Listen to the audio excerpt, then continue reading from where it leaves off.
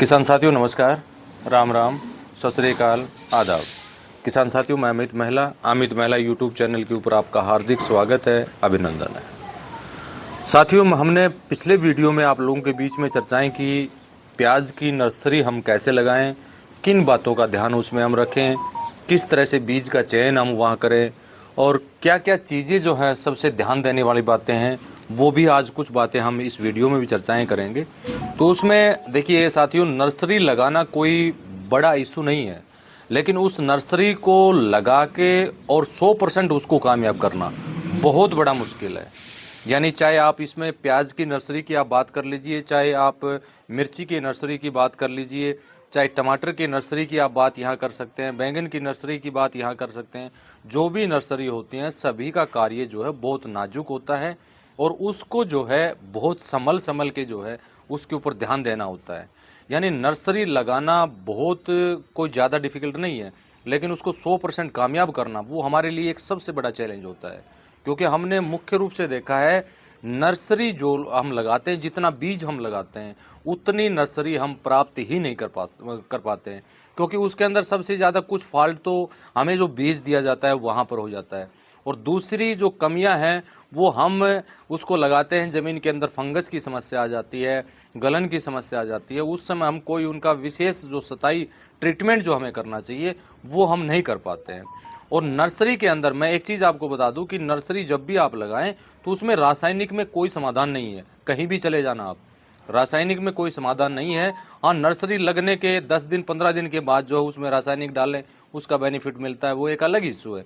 लेकिन शुरुआत की समय में नर्सरी का अंकुरण होना एक सबसे बड़ा चैलेंज हमारे लिए होता है, और उसके लिए सबसे कुछ ध्यान देने वाली बातें हैं जो आज इस वीडियो में हम आप लोगों के बीच में चर्चाएं करेंगे।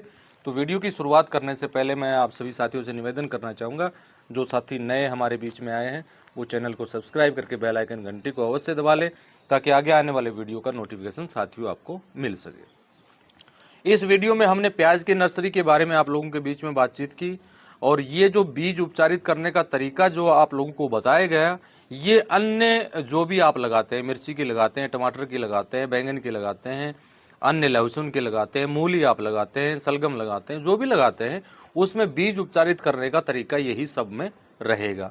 उसमें जो है NWDC, OWDC, वाम, ट्राइकोडीकेसी का जो सोल्यूशन है वो सम मात्रा में आपको लेना है, और उस सोल्यूशन के अंदर जो है आपको पानी कभी नहीं मिलाना है।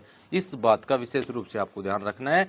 वो 100% सोल्यूशन ही आप लें, और उसके तो 25 दिन अंडर का घोल होना चाहिए जिसको आप बीज उपचारित आप करते हैं।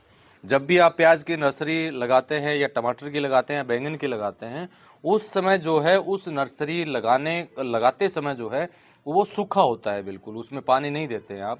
क्योंकि पहले बीज को अच्छी तरह उस मिट्टी में मिलाते हैं, फिर उसको वो आप किसी भी पात्र के से जो है उसको समतल करते हैं, और समतल करने के बाद जो है उसमें पानी आप छोड़ते हैं। बहुत स्लो, यानी कह सकते हैं बहुत धीरे धीरे पानी उसमें जाए, ऐसी कार्य जो है आप करते हैं। उस समय ध्यान देने वाली बात सबसे जरूरी क्या है, जब आप पहली टाइम जो पानी उसमें डालते हैं, वो पानी डालते समय आप उसके अंदर वाम, ट्राइकोडर्मा और OWDC इत्यादि का जो है सोल्यूशन सम मात्रा में पानी के साथ डालने का काम आपको साथियों करना है। ये चीज मैं आपको क्यों बता रहा हूं, एक तो उसमें फंगस की दिक्कत आ सकती है। फंगस सबसे बड़ा नुकसानदायक है हमारा। या तो नर्सरी का अंकुरण ही नहीं होगा, अगर अंकुरण हो जाएगा तो अंकुरण होने के कुछ समय के बाद वो निकल जाएगी, वो सारी फंगस की दिक्कत होती है, गलन की समस्या उसमें आ जाती है। अगर वहां पर आप ट्राइकोडर्मा, वाम, OWDC का अगर उपयोग करते हैं तो ये फंगसवल जो भी समस्या उस नर्सरी में आनी है वो ट्राइकोडर्मा डीकेसी आपको वहां पर नहीं आने देगा। वाम उसमें आप डाल रहे हैं, उसमें वाम डालेंगे तो सबसे बड़ा बेनिफिट आपको क्या मिलेगा कि जो नर्सरी आप लगा रहे हैं उसका अंकुरण तो शानदार होगा ही होगा, उसके साथ साथ जो है उसमें व्हाइट रूट की संख्या ज्यादा बढ़ेगी।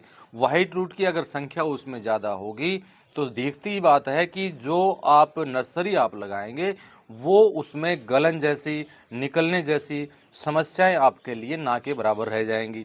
और नर्सरी के अंदर जो है पानी की आवश्यकता समय समय पर ज़्यादा पड़ती है, और वहाँ पर कुछ गलतियाँ हमसे हो जाती हैं, समय के ऊपर पानी नहीं हम डाल पाते हैं। अगर आप हर सिंचाई में, नर्सरी के हर पानी में आप वाम, ट्राइकोडर्मा, NWDC, OWDC अगर आप डालते हैं तो नमी जो है उसमें सिंचित रहेगी, नमी बनाए रखेंगे ये चारों उत्पाद, उसमें नमी की उचित मात्रा बनी रहेगी और किसी भी तरह की फंगस जो है ट्राइकोडर्मा DKC उसमें नहीं आने देगा। वेस्ट डिकम्पोजर के अंदर भी सुडोमोनासियम बैक्टीरिया होता है, वो भी आपकी काफ़ी हद तक मदद करेगा। WDC जो है वो ग्रोथ में आपका काम करेगा क्योंकि उसके अंदर प्रोटीन की मात्रा होती है। तो जब तक नर्सरी आपकी तैयार ना हो जाए तब तक जो है उसमें आप विशेष रूप से इस बात का आपको ध्यान रखना है कि समय पर उसमें पानी दें और जब जब उसमें पानी आप लगाएं, हर पानी में ये सोल्यूशन सम मात्रा में, थोड़ी थोड़ी मात्रा में आप डालने का काम साथियों आपको करना है। और जब नर्सरी आपकी 10 से 12 दिन की हो जाती है उस समय एक छिड़काव आपको यूप्रो का करवा देना है। एक छिड़काव यूप्रो का आपको करवा देना है। उसमें जितनी मात्रा में, जैसे हमने 100 लीटर में एक बोतल आपको बता रखी है, मात्रा उसी के अनुसार आप निर्धारित साथियों कर सकते हैं। इसकी मात्रा के ऊपर भी एक वीडियो मैं कल या परसों में बना दूंगा क्योंकि वो चीज़ हमने आप लोगों के सामने शेयर नहीं की है, वो भी हम बताने का काम जो करेंगे।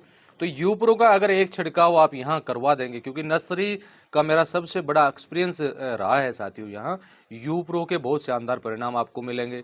यूप्रो का उपयोग करने से सबसे अच्छा बेनिफिट आपको साथियों ये रहेगा कि नर्सरी के अंदर कुछ भी अन्य कोई भी चीज, यूरिया इत्यादि, DAP इत्यादि आपको डालने की आवश्यकता ही नहीं पड़ेगी। केवल जो हम पानी के साथ देंगे वाम, ट्राइको, NWDC, OWDC और ऊपर से फोलियर स्प्रे हम करेंगे यूप्रो का, तो वो आपके लिए साथियों काफी रहेगा। तो इस तरह से नर्सरी आप तैयार करें। और जो उपरोक्त मैंने घोल पानी के साथ देने के लिए बोला है, अगर इनका आप छिड़काव भी करवाना चाहते हैं तो छिड़काव भी साथियों करवा सकते हैं। छिड़काव में के अंदर जो है 30% आपको ये सोल्यूशन लेना है और 70% उसमें पानी मिला के आपको छिड़काव करवाना है। वहाँ भी बहुत शानदार बेनिफिट साथियों आपको मिलेगा। अब आगे आने वाले समय में आप जब नर्सरी आपकी तैयार हो जाती है तो नर्सरी तैयार होने के बाद जो है जब भी आप उसमें प्याज लगाते हैं नर्सरी उखाड़ के, उस समय किन बातों का आपको ध्यान रखना है वो चीज़ें हम आपको बताएंगे। और ये जितनी भी जड़ वर्गीय जो आपकी वेजिटेबल है इत्यादि, इस पर भी हम चर्चाएं करेंगे। इसमें वाम, ट्राइकोडर्मा, OWDC, NWDC का बहुत बड़ा महत्व आने वाले समय में साथियों रहना है। उस विषय पर भी हम विस्तार से आप लोगों को बताएंगे। तो मैं वीडियो को ज़्यादा लंबा नहीं करूंगा। आगे आने वाले समय में नई जानकारी के साथ फिर हम आप लोगों के बीच में हाजिर होंगे। तब तक के लिए नमस्कार, जय हिंद, जय भारत।